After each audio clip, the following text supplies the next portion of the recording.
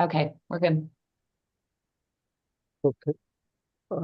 Again, my apologies. I was dealing with a doctor's appointment and so on, and I got delayed. So should we just call the meeting to order? Uh, it is 12:08. I'm calling the meeting to order. And and the first item on the agenda is, I guess, the update from the superintendent. So, So if you just give me a second, I just want to share a very brief presentation that I gave at the board meeting on Monday.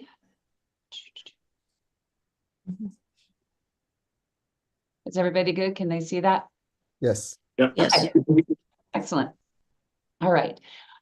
So just an update on the budget and where we are from basically the February meeting when I presented before the board. Although honestly, I don't think too much has changed even since we met with the board in January. There was a request from the Board of Education to look at additional resources for tutoring for our students. And so we were able to put together a plan to provide a broader array of tutoring opportunities for our kids, both using artificial intelligence and some of the programs that we already have within district. The one thing that we did add to our tutoring arsenal, so to speak, is a program called tutor.com. It will cost approximately $14,000. And I'll explain where we identified the funding to support that. But it essentially provides an actual human interaction through technology, not unlike this, where students can engage with a real person, either through text or through a virtual meeting, and receive direct on-demand tutoring support 24/7. So after presenting this to the board on Monday night, and Sean, you were there, so you can corroborate. This seemed to sort of meet the intention of the board and address the concerns that we've sort of been hearing from our student reps and from board members who, come to us as parents as well, in giving some additional tutoring support at a fairly low cost for what we believe it can actually do. We also received information from Brown & Brown on our health insurance estimate. Essentially, in the last 3 months, our claims have increased, and so they had to increase their projection for health insurance costs for us for the 25-26 school year by about $110,000, which is not good because that is moving the health insurance costs in the wrong direction. However, we did have some good news. We went back after our February board meeting, and by that point, the governor's proposed budget had been out there and had been reviewed. And we did see in his budget that he is continuing to support the monies to cap the magnet and agricultural science tuition at 58% for districts. So that was good. Terry confirmed this with her contacts at CASBO. I confirmed it with my contacts at CAST. So we feel very confident in being able to reduce our tuition from 100% funding down to that 58%, knowing that it is in the governor's proposed budget. So essentially, the increase in the health insurance was offset by the tuition reduction. The tuition reduction was actually a little bit more, probably closer to 125,000, and that's where that remaining 14,000 for the tutor.com came from. So what it does is it really kind of keeps the town allocations essentially the same. I think there was a small shift of about a little less than $2,000. So the budget is still proposed at 3.16% over the current year, with the allocations and the variance, as you can see on the chart, the largest impact, of course, being to Woodbridge. The revenue sources are down. I know that we are currently waiting on the outcome of special education funding for the current fiscal year, 24-25. We also anticipate that based on everything that's in the budget, as it's currently proposed from the governor, we are going to be in that same position with excess cost next year, where the excess cost is likely going to be lower than what it ever has been, probably under that 60% threshold. So we have built that into our revenue projections for next year.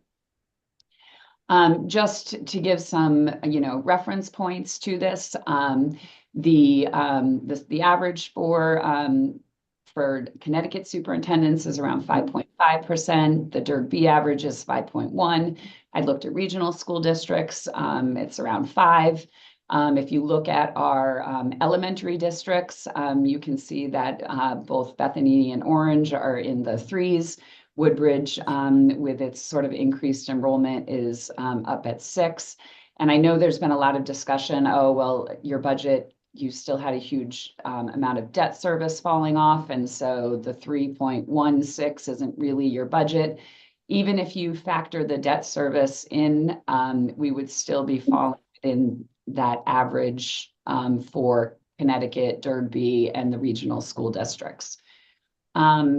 So today's meeting is very important because according to AFC bylaws, the AFC needs to make a recommendation to the Board of Education for the proposed 25-26 budget. Again, it's a recommendation. The board has certainly in the past followed that recommendation and put forth the same.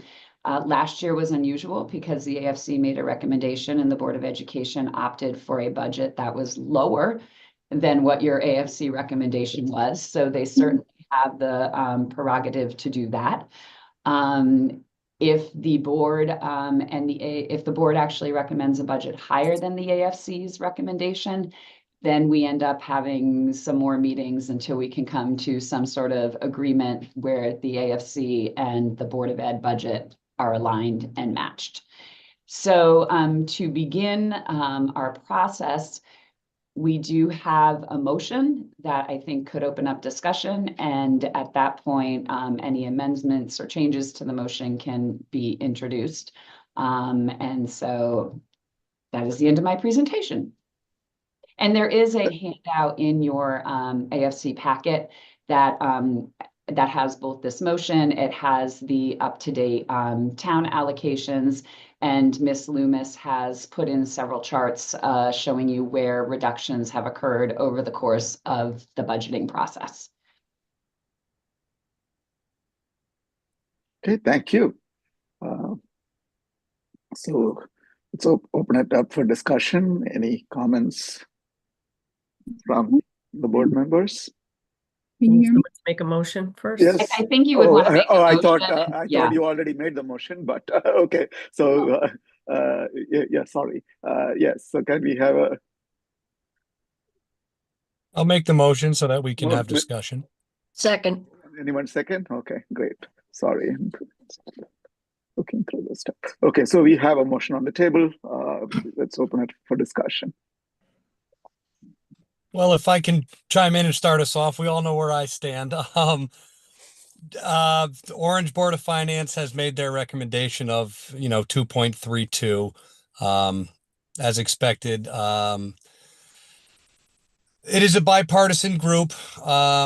Also, the former principal of the district is on it, and she was fighting as well.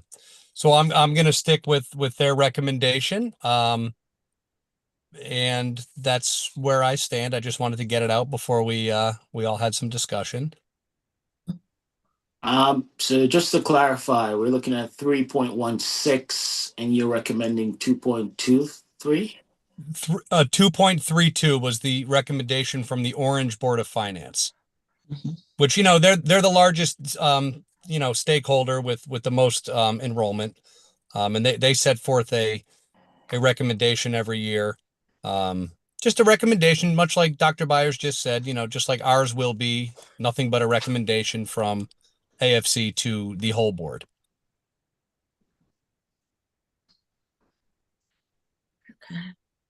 And, Donna, Joe, you're on mute still, so there you go. Donna, go ahead.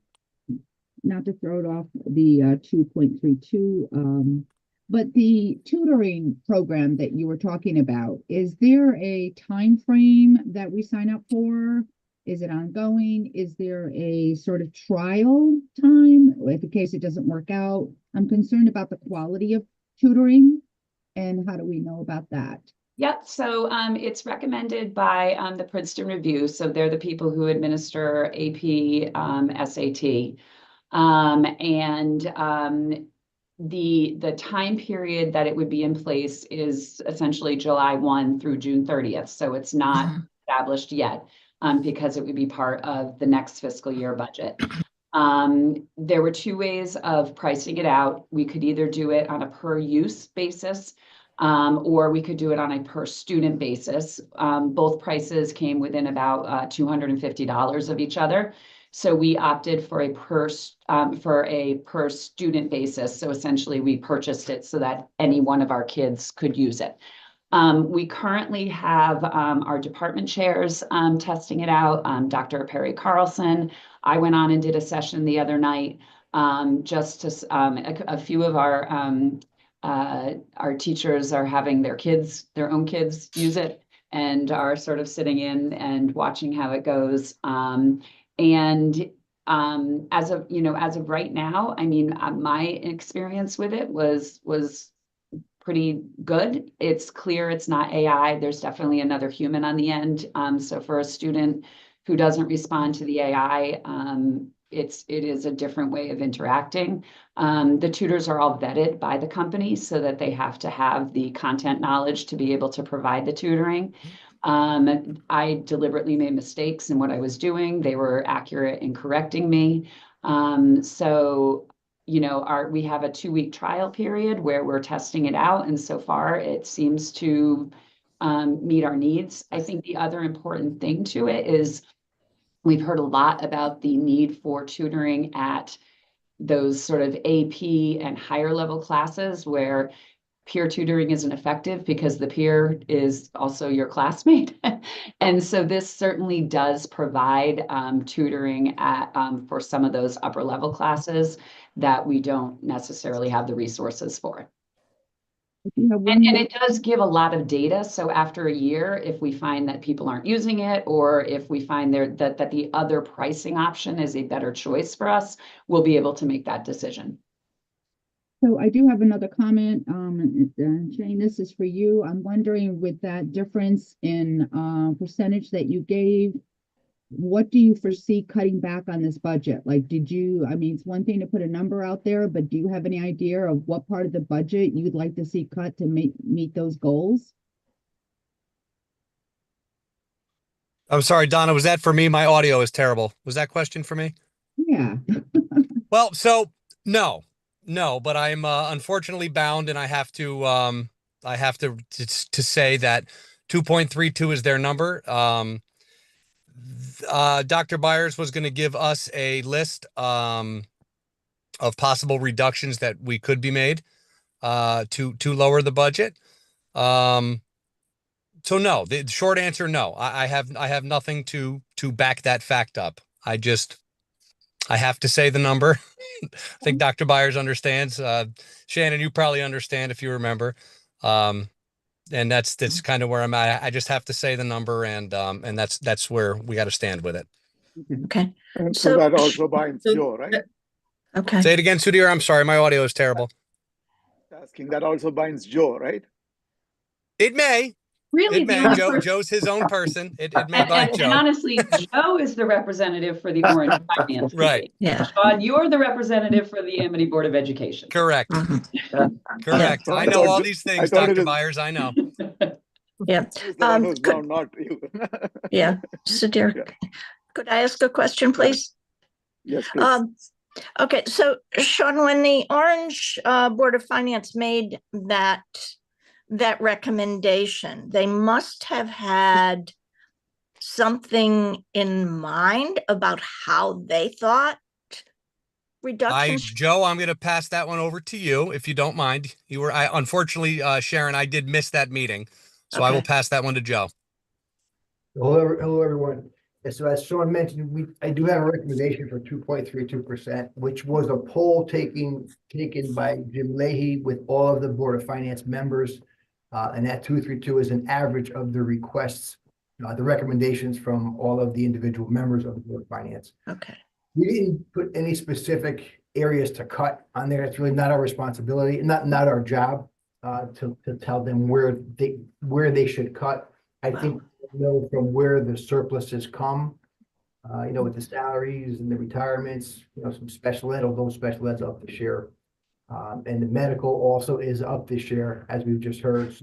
So it just sounds like the only place to possibly cut would be salaries, the benefit line, but that's not up to us. We don't make that determination. We're just coming up with a number of our recommendation from the individual members of the Board of Finance. So it's up to us to either approve it at the 316 or decline the recommendation to the ABOE and then have them go back to the drawing board if that's our recommendation as a committee. Joe, if I understand right, because you were under sort of a time crunch, because normally you would talk about this at your finance committee meeting, but it was scheduled for the same night as our meeting on Monday. So it was just an email sort of poll and people submitted what they thought the budget should be, and then it became the average, correct? It was a telephone poll, yes. Got it. Okay. The timing, yeah, we didn't have time to discuss it at our meeting on Monday, of course. And so it came during. Okay. If I could just state that percentage amounts to nearly $500,000, about $495,000 to have to cut from this proposal. Thank you. Okay. I'd like to just comment. I don't know where you would be looking to make other than probably in salaries, because you never seem to be at the full census of what you'd like to have. But what I'm worried about is in 2 years when you go for your bond issue, and then the year after that, when you start paying it down, what that's now going to be additive onto the budget beyond, instead of being part, included in what the up to this point has been the operating budget. The operating budget is going to now have to increase by that amount of debt. And I realize that that's a couple of years down the road, but that's going to be a big nut because that's going to end up being a larger number than the number that was released this year that you've put into operations, because it's going to be at the beginning of the payoff period. I mean, it can be, I remember at one of our finance visits, it might have been at Orange, that they actually made the counterpoint for us, which is, and I'll take one very simple example. If you think of our TESOL teacher, who's our teacher for multi-language learners, if we were not to include that this year, at some point we need that, and it would be far worse to add that position the same year that we have to add the bond funding. It is a better point to add it now when it has when the operating budget is lower than, delaying something that we know we are going to need based on elementary population of multi-language learners and our existing population, which has doubled in the past 2 years. So that, those would be the types of decisions that we would be making. You guys know that traditionally, if we are asked to make a reduction, we reduce positions that we don't currently have filled, because then nobody loses a job. But in 3 years from now, I'm still going to need more multi-language learner teachers. And if I have to add them because of population in the same year we have a bond, that becomes even more detrimental to the overall budget. So I think, I understand, Ms. Huxley, the point you're making, but I also know that some of the things that are in this budget, if we delay them, then they may just get added in those a couple of years down the road. And I don't know that that's necessarily the best thing to do. Okay. Now, with that, that 2% fund that has now, instead of being restricted for capital, now is available for operating expenses, is if you were to cut your overall budget and be short, would that money therefore be available to fill in? I mean, if that's what its purpose is, why can't it fill in the blanks? Why can't you use it? So right now it's been designated for capital projects, mainly the library media center. So if it is repurposed, the board could redesignate it. It will then increase the amount of money we borrow. To that point, Terry, can I ask a question? Sharon, Sorry. go ahead, Also, Jen. it creates an issue because, so let's say we use the $1 million this year. If at the close of the current fiscal year that we're in right now, we don't have any unexpended funds, then you would have to increase the budget by that million plus whatever the additional percent increase is. So again, you're delaying, or you're setting up a potential for even more significant budget increases if you offset the current budget by taking money from and redesignating it from the reserve fund for educational expenses.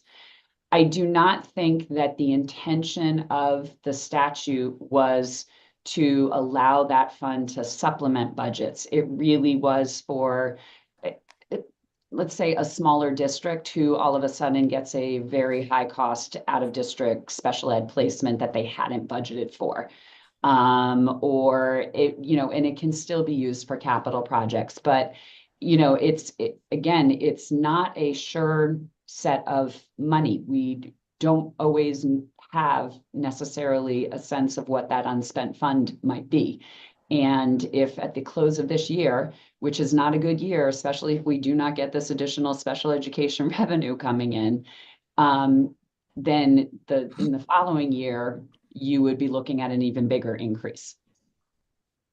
So another thought that, if I might say, another thought that I have is that I think this is ideal, of course, 3%, but it is also a good year in the sense that, like, given all the other costs, like, we have this degree of freedom. I would rather keep it now, and and if in case this 2 million or the funds that we have allocated, when we go for the bonding, at that point, maybe have the flexibility to think about whether we increase the bond and use these cash flows to temporarily help reduce, the budget increase requests, rather than do it at a time where I think, relatively speaking, the numbers are more favorable to us. Asking for a 7% increase at a time where, the debt servicing costs are going to increase, as well as everything is increasing, it might be better for us to actually be thinking about it flexibly. But I also wanted to ask, meaning the library funds are something that the state requires us to keep in place, because that is necessary for us to be able to even apply for those funding, right? Or am I wrong? We have to have authorization to have the money or borrow the money, so we do have authorization to borrow the money. Okay. So keeping this is not necessary. We could have authorization to borrow money as well. Okay. I think the other thing, Ms. Huxley, and again, I don't, there is a certain uncertainty still in existence around federal funding. And I am not 100% sure if federal funding were to be removed, where the money would come from. And when we looked at it, right, it's around $900,000 that we receive. To me, that unexpended, like if we got to that position, that would be a very appropriate use of those unexpended funds, and asking the board to reallocate those if we were to lose those federal dollars, which occasionally is threatened from time to time lately. Okay. All right. Now we are sitting with unexpended funds, because the last couple of years, the way you've dealt with the surpluses is, as we're about to do in the month of March, you've reduced how much we have to pay in. We are in order to avoid taxing our people twice for the same money, what we are doing is we're putting that in an assigned.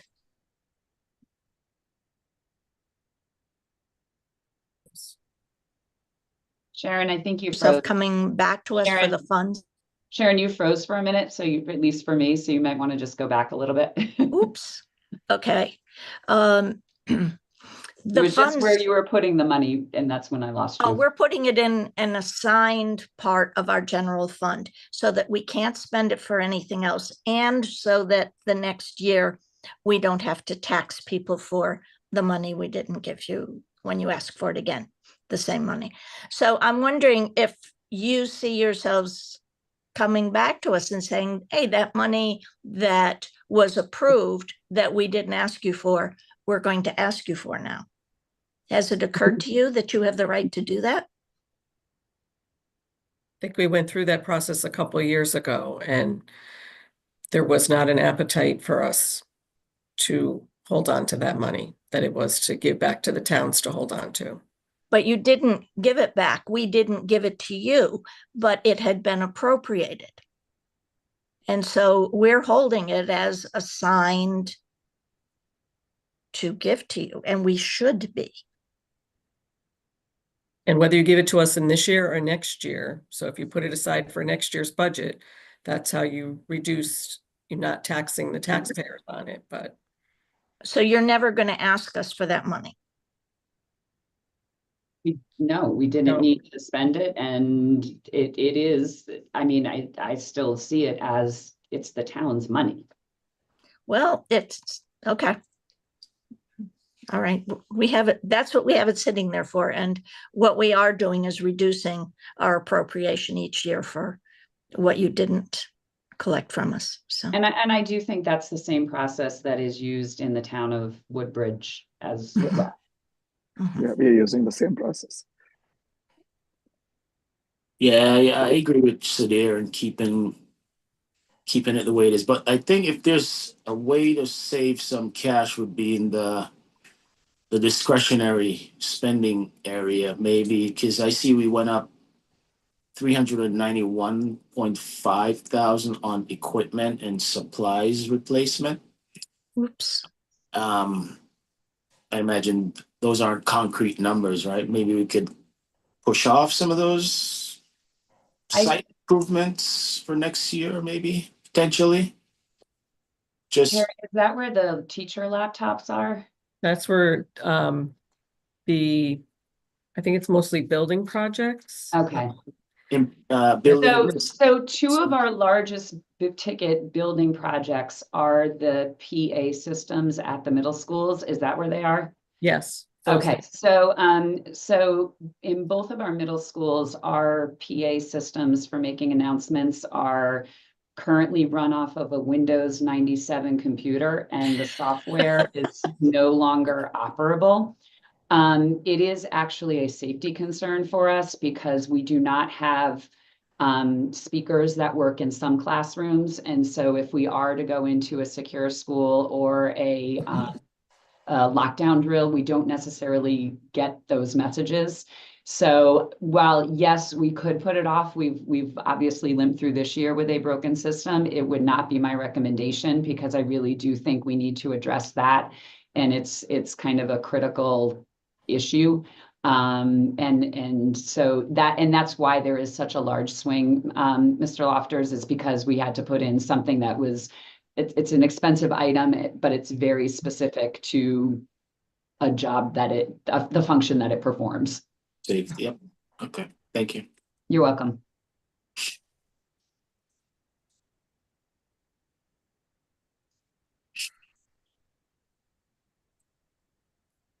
Any more comments and or discussion?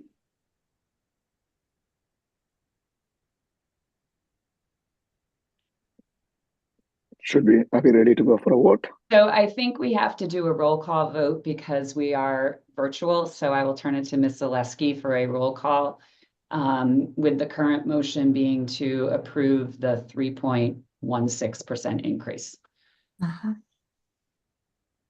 Mr. Hartshorn, No.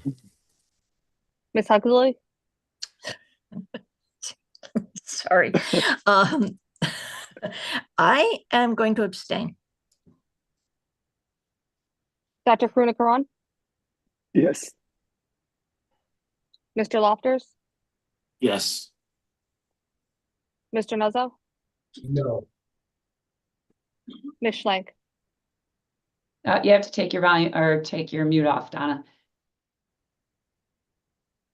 Yes. 3 yes, 2 no, 1 abstain. Mhm.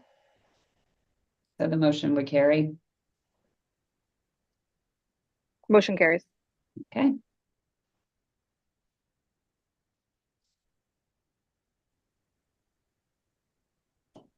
Right. So, I okay. think that's the end of our order of business.